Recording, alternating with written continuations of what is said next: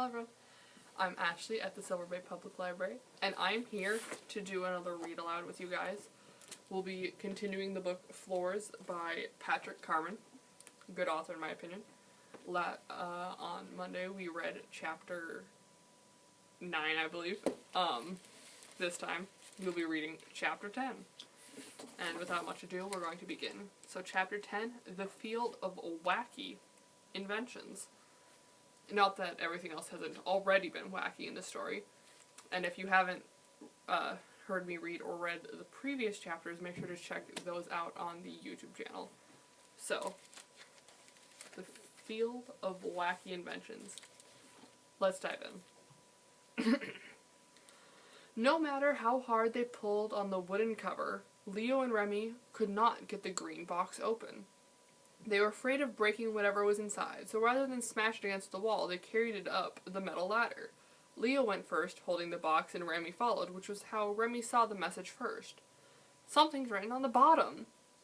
When they reached the landing, Leo lifted the box over his head and read the words, "I won't open all alone." "What do you think that means?" asked Remy, feeling in his jacket pocket and wishing badly that Blop were hiding there. "Maybe if we slide all 3 boxes together, this one will open," said Leo. "That's a great idea," said Remy. They opened the orange door that led back into the lobby, but only a little, and saw Remy's mom sitting at the front desk. Leo left the green box behind, and they crept out, bruised and battered, then shut the orange door behind them a little too loudly. Remy's mom turned in their direction and tilted her head, staring curiously at the 2 boys. "Miss Sparks isn't back yet?" asked Remy, trying his best both to distract his mom and to act like nothing very exciting had happened in the past hour. Pilar looked at her disheveled son and wondered why his hair was standing up wildly on the top of his head. "Leo, are you keeping my boy safe? I hope you're staying out of trouble." "Oh yes, ma'am, very safe," said Leo, thinking as he said it that he'd almost allowed Remy to fall out of a moving train. "I'd like to ride that thing sometime," said Pilar, staring at the closed orange door. There was no hiding the fact that Leo and Remy had just written the double helix, but she didn't seem to mind, switching to a different topic. "Jane Yancey says you tried to scare her. Is that true?" Remy jumped in. "She just wants to follow us around and bug us to death," he said. "You know how spoiled she is." Pilar put a finger to her lips and looked across the lobby toward the puzzle room. "Mr. Phipps is in there with Captain Rickenbacker. You know how he can be." Leo knew all too well that Captain Rickenbacker was a terrible gossip who loved to entertain himself by stirring up trouble. If he'd heard them, he'd surely tell Mr. Yancey what they thought of his daughter for the pure pleasure of seeing the sparks fly. "Shh," said Pilar. "Miss Sparks will be back at 5 o'clock sharp. I want you back at that door before she gets here." Remy nodded his agreement and hurried off with Leo, glancing back at the door to the double helix and wishing they hadn't had to leave the green box behind. "It's a very small letter," said Remy. "We're going to need a magnifying glass." They had arrived in the empty basement and opened the tiny envelope tied to the golden dragon ring. "I've got just the thing," said Leo, going to one of the many toolboxes in the basement in search of a lens that had once been part of a pair of reading glasses. Mr. Phipps had bought the glasses at a thrift store, thinking they might help his reading, but they'd only given him headaches, so he'd passed them on to Leo. As Leo passed by the call center, he saw a note left by his father with a list of jobs to do. "Leo, things still falling apart faster than I can fix them. Can't hail you on the walkie-talkie. Remind me to fix that. Find me in the maintenance tunnel on 4 if you need me. Otherwise, head up to 7 to see Miss Pompadour as soon as you can. Trouble with the fish. Dad. P.S. Check on Betty. She's acting odd." "What's it say?" asked Remy. Leo had carried the note back with him to where Remy sat on the cot. "I've got some work to do, and it sounds like Betty might need another walk." Remy didn't seem to mind. "I can walk the ducks if you need me to. I just wish we could get our hands on those boxes." It were true. They were losing boxes almost as fast as they were finding them. The purple box was tucked safely under Leo's cot, but the blue one was in the Central Park room, and the green one, which they hadn't even opened yet, was sitting in the first car of the double helix, which gave Leo an idea. "I'll tell you what we'll do," he said. "I need to check in with Dad and fix the trouble on 7. That shouldn't take more than an hour. We'll tell your mom we need to get to the roof, and fast, or Betty and the rest of the ducks will revolt." "I see where you're going," Remy interrupted. "We'll get the green box on the way up, then split up on the way down in the duck elevator. You walk the ducks, I'll finish my work, then we'll meet in the Central Park room, where we'll find the blue box and rescue Blop from the railroad room." Leo hadn't thought about the part that included rescuing the robot, but they could cross that bridge when they came to it. Remy gave him the note that was in the envelope attached to the gold dragon ring, and the two boys leaned in close over the makeshift magnifying glass. How could anyone write so small? Asked Remy, but he was beginning to understand that a great many strange things could be found in the Whippet Hotel. That's odd, said Leo. No one has stayed in that room for years. What's odd? What does the note say? Leo put his eye to the glass and read the note aloud. You are cordially invited to a dinner party on 8. Arrive 8 sharp. Do not be late. Mr. M. It has to be Merganser. He's here, said Remy. He's come back. But Leo wasn't so sure. There had been clues, but could it really be him moving around in the hotel, secretly setting things in motion? He'd added things up in his head. There had been someone in the Room of Rings or the rooms. Captain Rickenbacker had been sure of seeing his imaginary arch-nemesis, Mr. M. A dark figure had appeared in the Central Park room. Someone had set the train in motion. And now this, a very tiny invitation to a dinner party on the only haunted floor in the hotel. It was all quite mad, really, but more than that, there was something about the whole business that didn't feel like Merganser D. Whippet at all. I think there's something else going on, Leo said, stepping to the call center to make a red double helix keycard. And I think you and I are going to get to the bottom of it. I'm with you, Remy said, standing up and putting the gold dragon ring in his jacket pocket. Just tell me one thing. What's on the 8th floor? Leo handed Remy the red keycard and started for the door. It's the haunted room. Didn't you know? Remy's face went pale. He hated ghosts and ghouls of any kind. No one stayed on the 8th floor since I came here with my dad 5 years ago. Perfect, said Remy. But he was feeling better.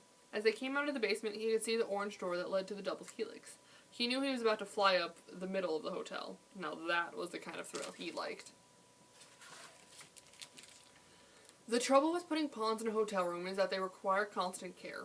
Merganser D. Whippet had long visited the pawns daily in order to keep everything just so, but he'd been gone 101 days and counting, which was a long time when it came to pawns. Not only had Leo been put in charge of walking the ducks every day in Merganser's absence, he'd also been tasked with keeping the pawns in working order. He had in the past few days done a poor job. It was for this reason that Leo had not been surprised to see the note from his dad, trouble with the fish.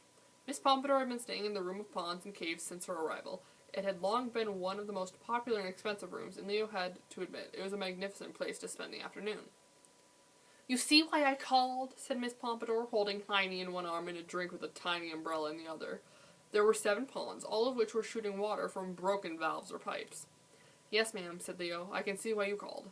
Leo had with him his pond tools, a retractable net, a hose with a latch that would let in fresh water from the maintenance tunnel, and a vest from which hung all sorts of wrenches, picks, and hammers. I'm going into the theater, said Miss Pompadour. Come see me when you're finished, and I'll have a tip for you. Leo had to work not to roll his eyes, because Miss Pompadour's idea of a tip was usually in the range of a nickel and a lint-covered gumball. Miss Pompadour set Heiny down, and the dog began to bark and run around the biggest of the 7 ponds.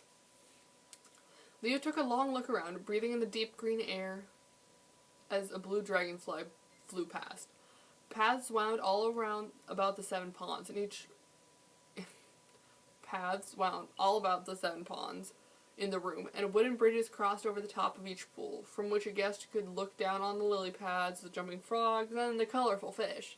The walls of the room were made of jagged black stone, where 3 large openings appeared. One led into the bedroom, another into a sunken pool and spa, and the last into a theater cave, where guests could watch reality television or movies. Move aside, Leroy, and I mean it, said Leo.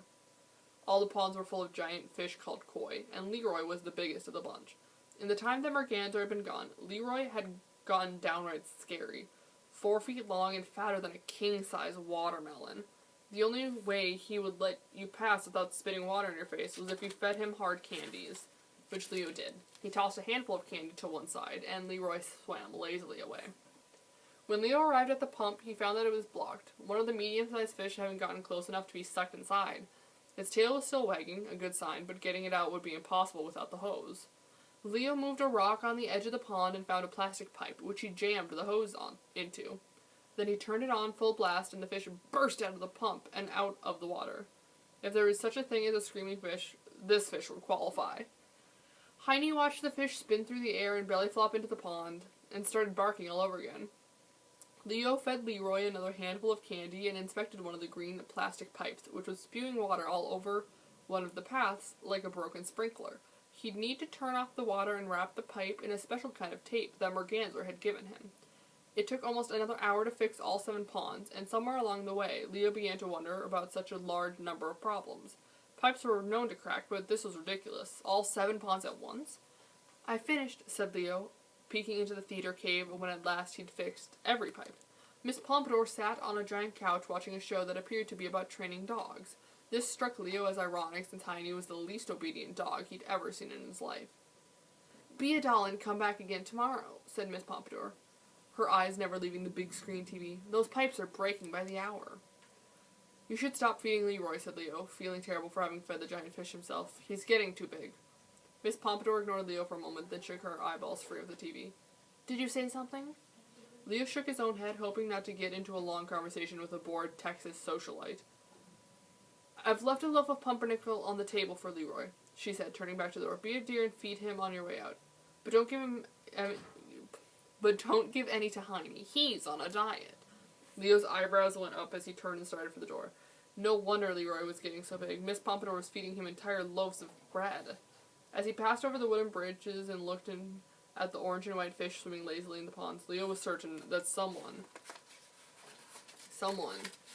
had been in the room before him, making all the trouble with the pipes. But who? It was 7:30, and for the first time all day, everything in the Whippet Hotel was calm. It had taken Leo and his dad until then to do as Miss Sparks demanded upon her return from errands, put every guest request to rest. Not a bad turn of phrase for such a serious woman, and Leo had felt the distinct sense that Miss Sparks was in an unusually good mood.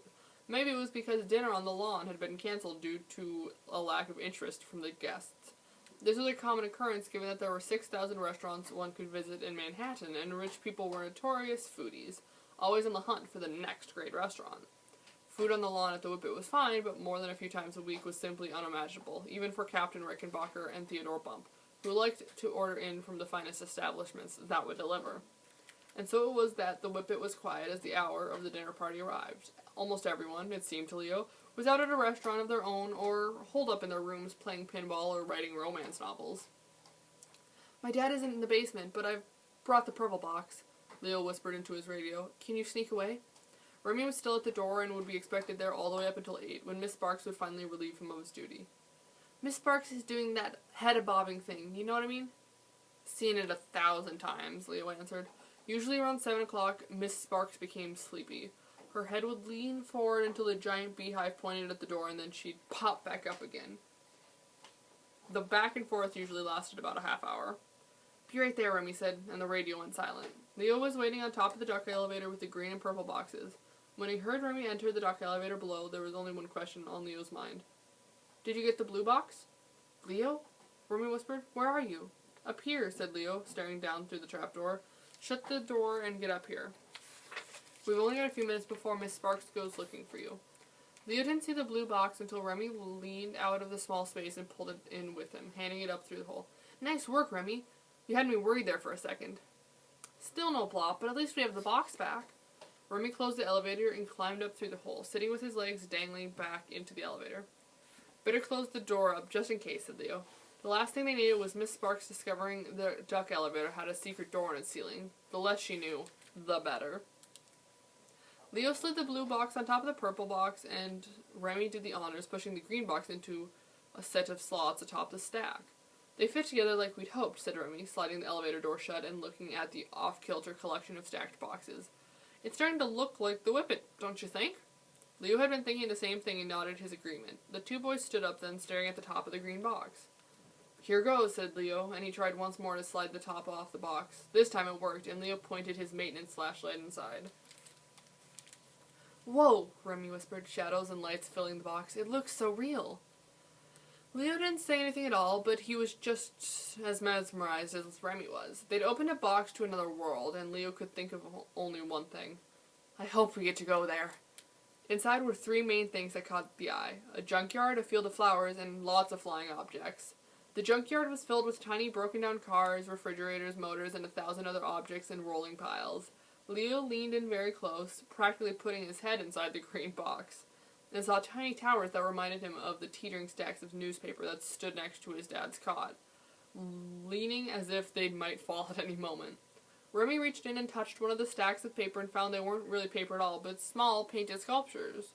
Prehistoric metal creatures appeared to fly around the box, held up by wires, and the field of flowers covered half the floor with dazzling colors. "This is a very strange box," said Remy. "What's it mean?" Leo wasn't sure, so he pointed the flashlight to the underside of the lid, hoping for some clues. He was not disappointed. "It's another note from Morganza D. Whippet," said Leo, and then he read it out loud. "A dark and dangerous path you seek. Beware the holes, the bugs, the peak. A flying goat will be of use. Tipping cows, a ghost apple juice. A ghost apple juice. Time is short, tonight's the night. We all have gathered, make your flight. M.D.W. P.S. To get a flying farm keycard, visit the slug cave, turn the goat 2 times around, push." Remy looked stricken. All this talk of haunted rooms and ghosts and dangerous paths was making him nervous.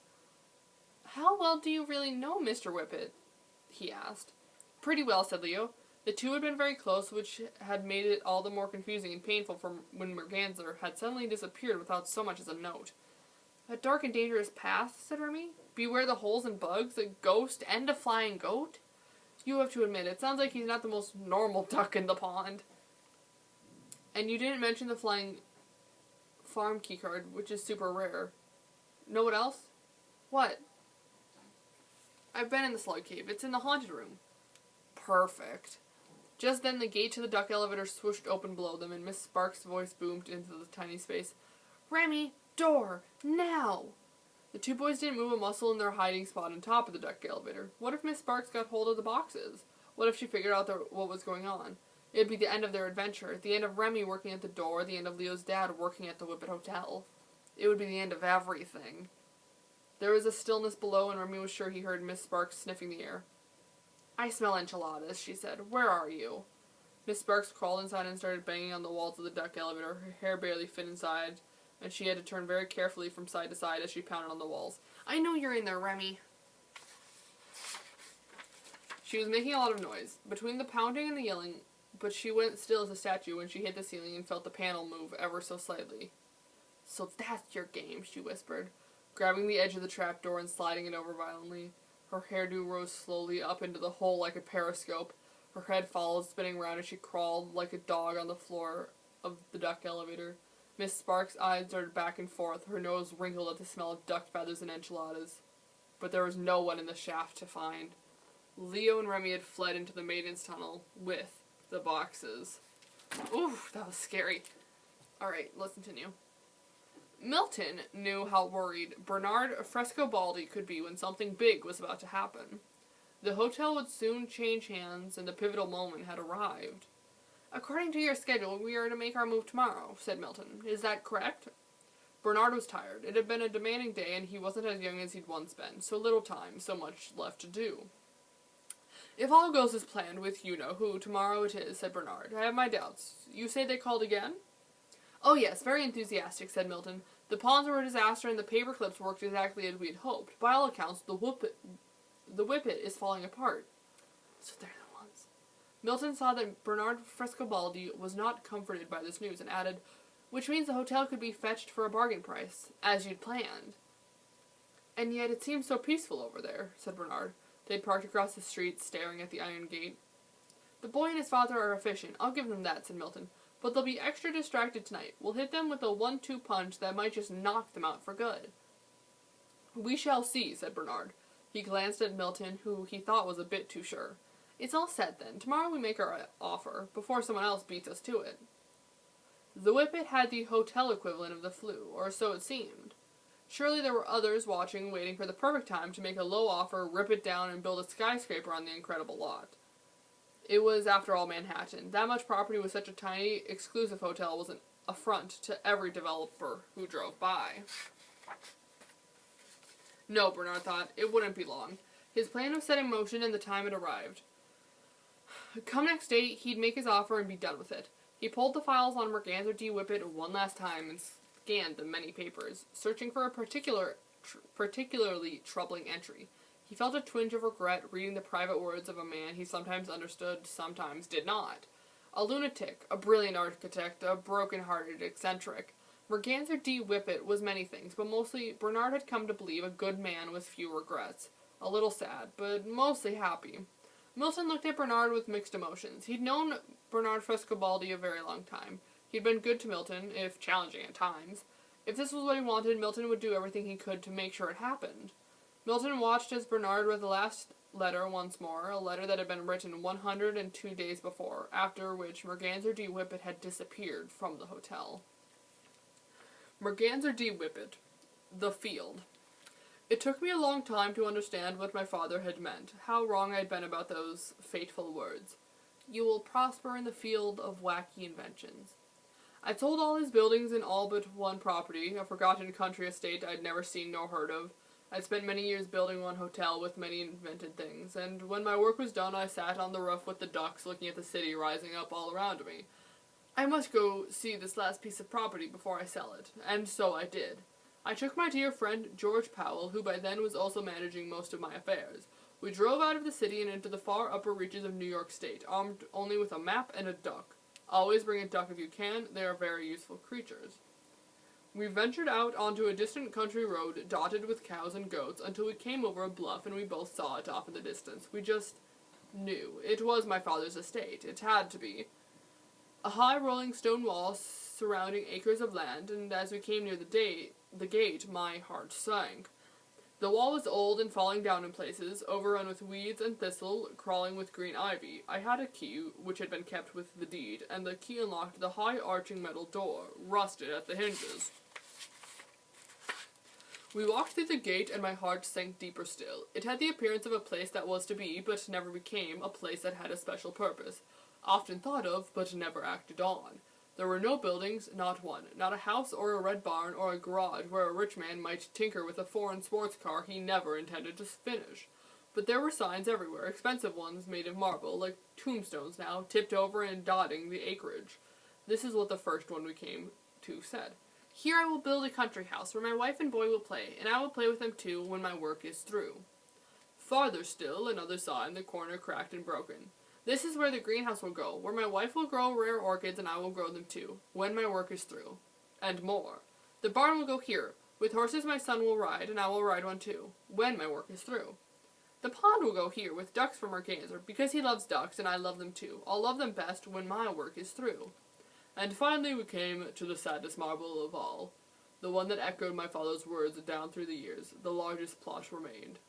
And here I will make my field, a place with tools and sheds and tables of every kind. A field where we will imagine the wildest things in the summer sun, my boy and me, in the field of wacky inventions. My boy will prosper, and I will too, when my work is through.